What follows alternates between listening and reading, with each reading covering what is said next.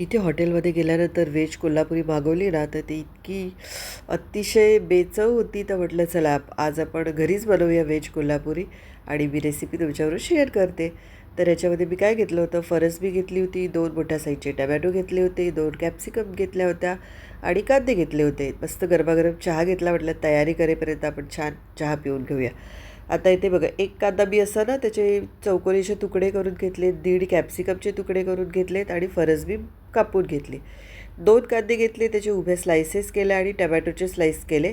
आता इथे मी 1 चमचाभर तेल टाकले, त्याच्यामध्ये कांदा टाकला आहे आणि कांद्यामध्ये ना थोडंसं मीठ टाकून मस्त कांदा परतवून घेतला आणि मग त्याच्यामध्ये टमॅटोचे स्लाइस टाकले. आता ह्याचा आपल्याला एक प्युरी बनवायची, हा मसाला बनवून घ्यायचा आहे वेगळा. तर मी हे सगळं भाजून घेत होती. तोपर्यंत मी पनीर 200 ग्राम बाजूला काढलं आणि फ्रोझन मटर बाजूला काढून ठेवले.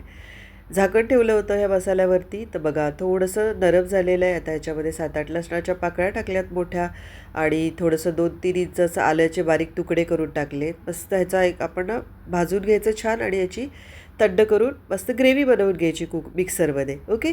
आता इथे पुन्हा मी 1 चमचा तेल टाकले वेगळ्या पॅनमध्ये. त्याच्यामध्ये पनीरचे तुकडे टाकून छान भाजून घेतले. म्हणजे ते काय होतं, पनीरला खूप छान चव येते.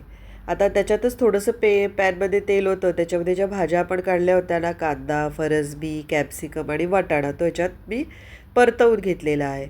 आता ह्याच पॅनमध्ये मी थोडंसं 1 चमचाभर पुन्हा तेल टाकलं आणि जी प्युरी बनवली होती ना कांदा, टमाटा, आलं, लसूणची, ती मी हिच्यामध्ये मस्त टाकून भाजून घेते प्युरी. याच्यामध्ये पुन्हा थोडंसं मीठ टाकायचं आहे आणि आपले घरगुती मसाले आहेत. हळद आहे, गरम मसाला आहे. माझा गरम मसाला घरीच बनवलेला आहे. तर तो अगदी सगळ्या भाज्याला, चिकनला वगैरे मस्त जातो. एकदा त्याची रेसिपी नक्की बघा. तर बघा, तो 3 चमचे टाकले आणि 3 चमचे मी लाल तिखट टाकले. तुमच्याकडे जर काश्मीरी लाल मिर्च असेल ना, तर ती नक्की टाका. कलर खूप छान येईल. आता हा मसाला पण छान एकदम खमंग असा भाजून घ्यायचा. जेवढे आपण मसाले भाजून घेतो ना, त्याची चव तितकीच जास्त छान येते फायनल व्हेजिटेबलची. तर याच्यामध्ये मी आता ना 2 कप पाणी टाकून घेतलं आहे. तुम्हाला जी कन्सिस्टन्सी आवडत असेल ना, त्याप्रमाणे तुम्ही बनवा. आणि त्या ग्रेव्हीला जरा उकळी आली की मग त्याच्यामध्ये परतवलेल्या सगळ्या भाज्या टाकल्या. झाकण ठेवून छान एक उकळी काढलेली आहे याला. बघा इतका छान खमंग सुवास येत होता ना, मस्त झाली होती एकदम.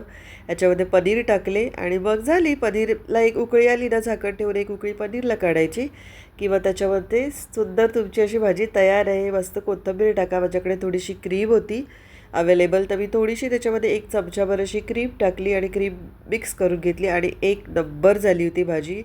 हॉटेल तर एकदम मागे पडेल. मी मस्त त्याच्याबरोबर ना नान असे बनवले होते. अर्धा कप मैदा, अर्धा कप गव्हाचं पीठ असं मिक्स करून कलौंजी वगैरे लावून, तर मुलांना खूप आवडले. प्लीज माझं चॅनल सबस्क्राईब करा.